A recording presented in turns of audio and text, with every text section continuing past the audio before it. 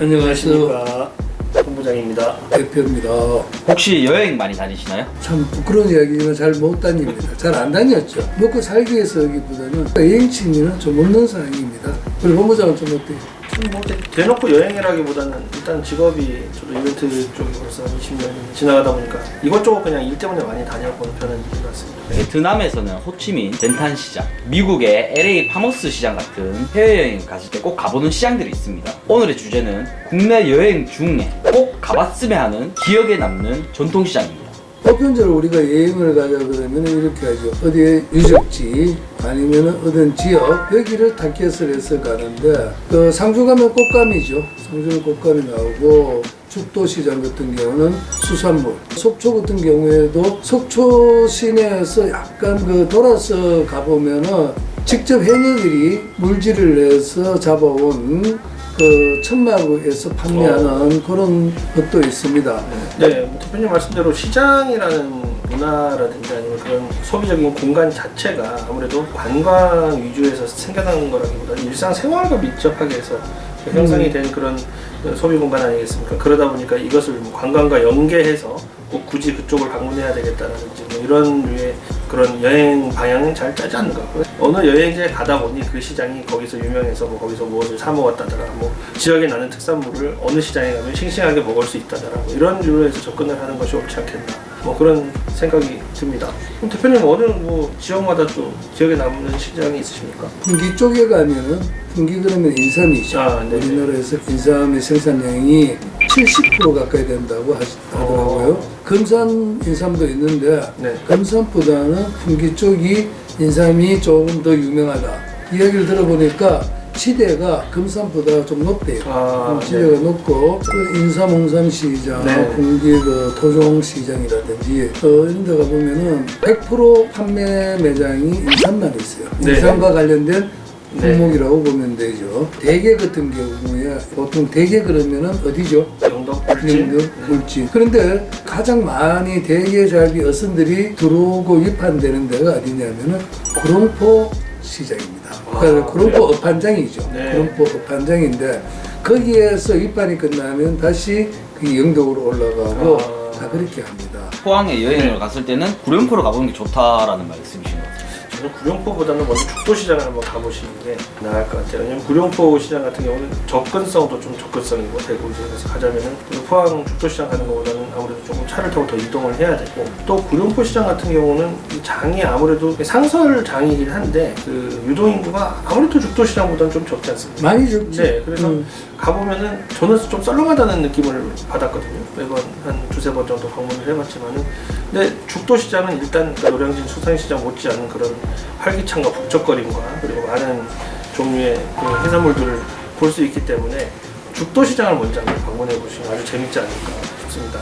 저 같은 경우는 전주의 남부시장 걸어서 인근의 한옥마을도 좀 보시고, 절대 비빔밥을 드시는 거 아닙니다. 전주 가서 비빔밥 드시면 큰일 납니다. What? 그 전주 비빔밥 업체에서 항의 괜찮습니다. 괜찮습니다. 본인들도 좀 자각을 하셔야 됩니다. 한 그릇에 2만 원 정도 하거든요. 남부시장은 그 안에 지금 굉장히 유명한 피순대집이 있습니다.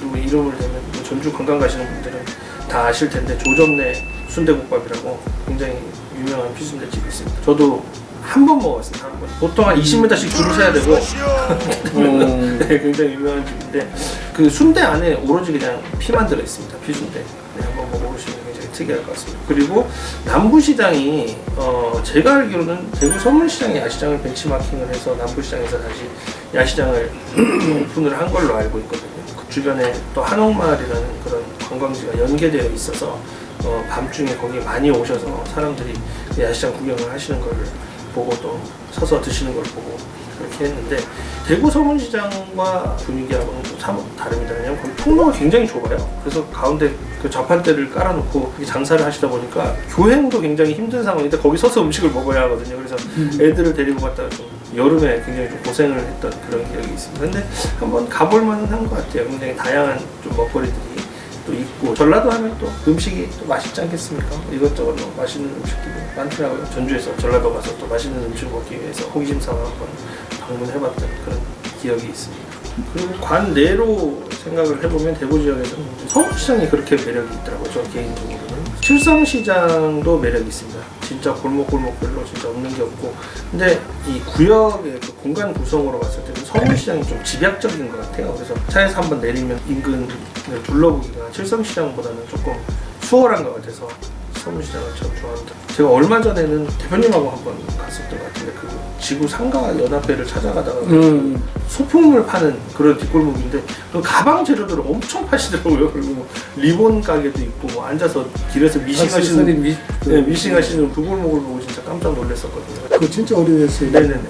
옛날에 그 방송 조명 감독을 할 때 서울시장에서도 촬영도 많이 하고 뭐 그런 부분들이 있었는데도 그 골목은 몰랐거든요. 가보시면 진짜 색다른 경험이 되실 것 같습니다. 대표님 어디 딱 기억에 나시는 시장이 있으십니까? 저희가 지금 행사를 기획하고 많이 다니다 보니까 모아읍지 춘향시장, 야시장을 한 3년간 저희들이 같이 참여를 했습니다.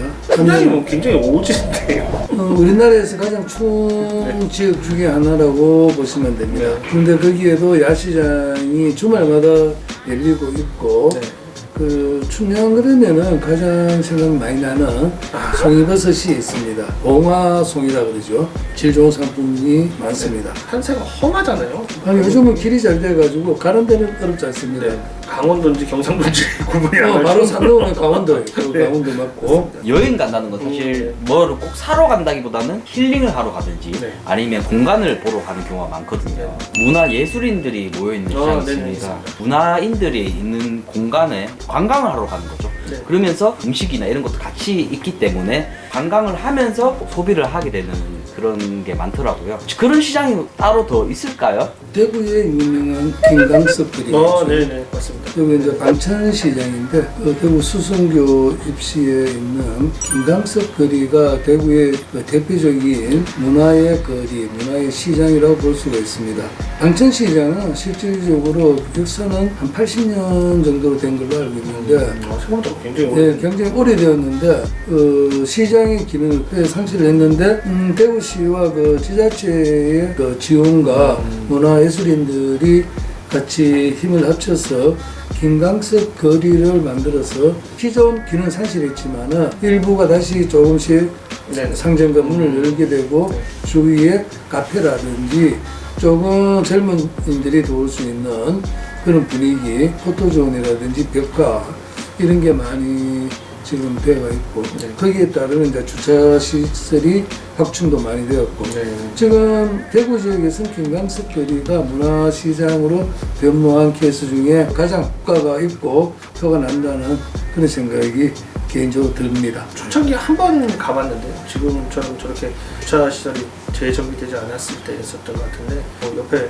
또 굉장히 유명한 소고기집이 있습니다. 제한뉴스라고 그 돌판에다가 소고기를 섬뜩섬뜩 잘라서 토치로 확 구워서 주시는 소고기를 먹었던 기억도 있고 하는데 제가 외지에서 대구를 한 번도 방문하지 못하셨던 분들한테 대구를 가면 어디를 가고 싶냐고 이렇게 물어보는 경우도 있었는데 의외로 김광석 거리 많이 하세요. 대구 사람들은 인지를 잘 못하지만 김광석 거리를 꼭 가보고 싶다고 얘기하시는 분들이 많이 계실 정도로 그 마케팅에서도 좀 성공을 한 것 같습니다. 어쨌든 뭐 어느 지역에 찾아가시든지 가장 그 지역의 문화라든지 정서를 빠르게 접할 수 있는 곳은 또 전통시장이 아닌가 그런 생각이 듭니다. 국내 여행을 하실 때에 이런 시장들을 한번 일정에 끼워 넣어서 한번 방문해 보시는 것도 굉장히 좋은 경험이 되실 거라고 생각합니다. 구독자 여러분들도 생각하시는 기억에 남으시는 그런 시장이 있으시다면 댓글로 남겨주시면 저희가 또 소개할 수 있는 기회를 가져보도록 하겠습니다. 구독, 좋아요 꼭 눌러주시면서 댓글도 많이 응원 부탁드리겠습니다. 앞으로는 더 좋은 콘텐츠로 다시 찾아뵙기를 기원드리면서 인사드리도록 하겠습니다. 네, 감사합니다.